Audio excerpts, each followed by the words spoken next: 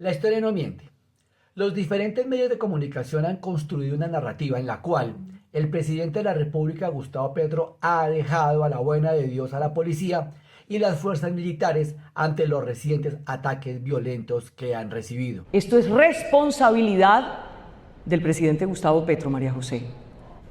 Y lo que está pasando hoy, pues está pasando porque aquí se les olvidó luchar contra el narcotráfico. La sangre derramada de todas las víctimas en los últimos 3 años tiene un responsable político y es Petro.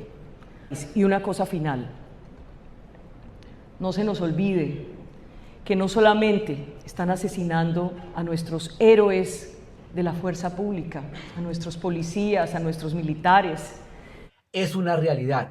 Durante el gobierno Petro se han escalado las acciones bélicas en contra de las fuerzas públicas. Su política de paz total para nada ha dado los resultados esperados, una buena intención que deja cifras desalentadoras. Según datos del Ministerio de Defensa, entre agosto del 2022 y julio del 2025, un total de 130 miembros de la fuerza pública, entre militares y policías, han sido secuestrados. Se han reportado un aumento notable de secuestros de uniformados, con al menos 93 casos solo en el año 2025. Esto a pesar de los múltiples procesos de paz que Gustavo Petro ha iniciado y motivado, los cuales han sido aprovechados para delinquir. Según un informe de la Fundación Ideas para la Paz, entre julio de 2024 y junio de 2025 se registraron los niveles más altos de acciones armadas desde el 2010. Los hechos ocurridos en Cali y Valle del Cauca en agosto del 25 dejaron a 6 muertos y más de 70 heridos. Asimismo, en Amalfi, Antioquia, un ataque con drones a un helicóptero de la Policía Nacional dejó 3 uniformados muertos. Y el más reciente caso de los militares a los que les prendieron fuego en el Putumayo. Son la evidencia del ataque miserable al que están siendo sometidas nuestras fuerzas militares y armadas. Los datos son igualmente terribles, resultado de un Estado que heredó de uno a otro gobierno el fenómeno de la violencia. Pero que estos datos no nos dejen perder en el gran bosque de la desinformación.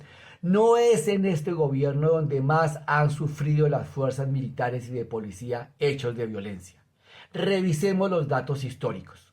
En el informe presentado por el Centro Nacional de Memoria Histórica del 2016 aparecen datos reveladores de cómo las fuerzas del Estado han sido sometidas en gobiernos anteriores a Petro.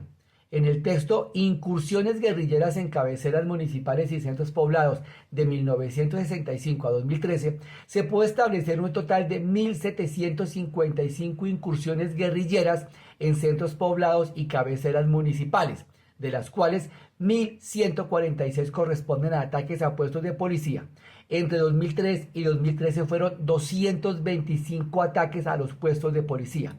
Recordemos cifras, en los primeros 10 meses de 2010 se situaba en 2.076 y se proyectaban que podrían llegar a 2.500, cifra superior a la del 2002 que se situó en 2.236. En el 2009 fueron dados de baja 2.320 miembros de las fuerzas militares y de policía, según la Fundación Nuevo Arcoíris. Ahora bien, datos estadísticos globales por época dejan ver el descuido a nuestros militares en gobiernos conservadores de centro y liberales, dedicados a buscar la paz. Toma de la base militar de Las Delicias en el 96. 30 de agosto, Puerto Leguízamo, Putumayo. Un ataque a la base militar dejó un saldo de 27 soldados y 60 más fueron secuestrados.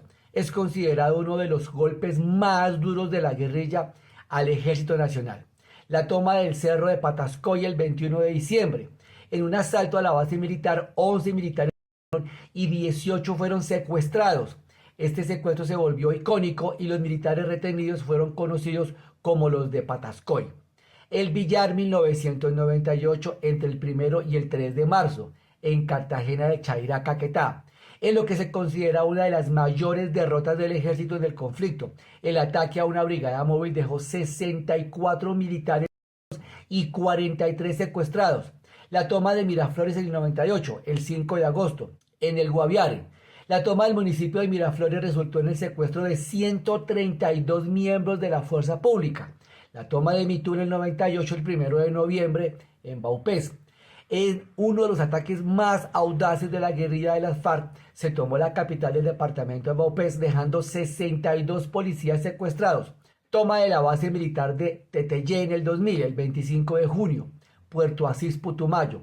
El Frente 48 de las FARC atacó esta base militar. Aunque no se especifica la cantidad de secuestrados, el ataque es recordado por la intensidad del combate y el gran número de bajas. Ataque a la estación de policía de Toribio en el 2011, fecha 9 de julio del 2011. Toribio, Cauca.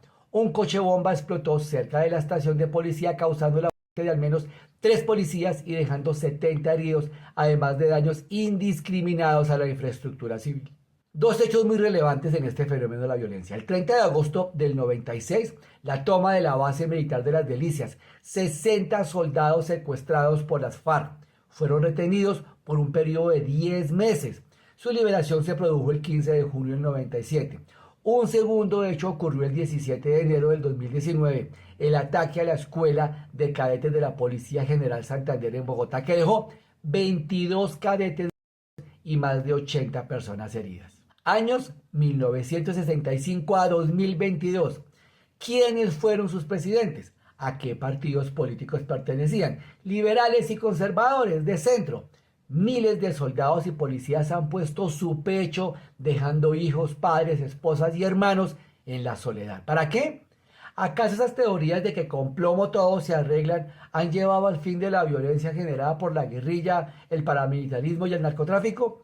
Se podrán ufanar de decir que las cifras han bajado como lo hizo Uribe en su momento, pero el país carga con una historia de violencia heredada de sus rencores, envidias, divisiones y polarización, en la cual la sangre la han puesto los pobres del país. Esto es absolutamente doloroso, eso sin contar las miles, cientos de víctimas de las a la población civil en medio de este conflicto armado. La historia no miente y las cifras menos.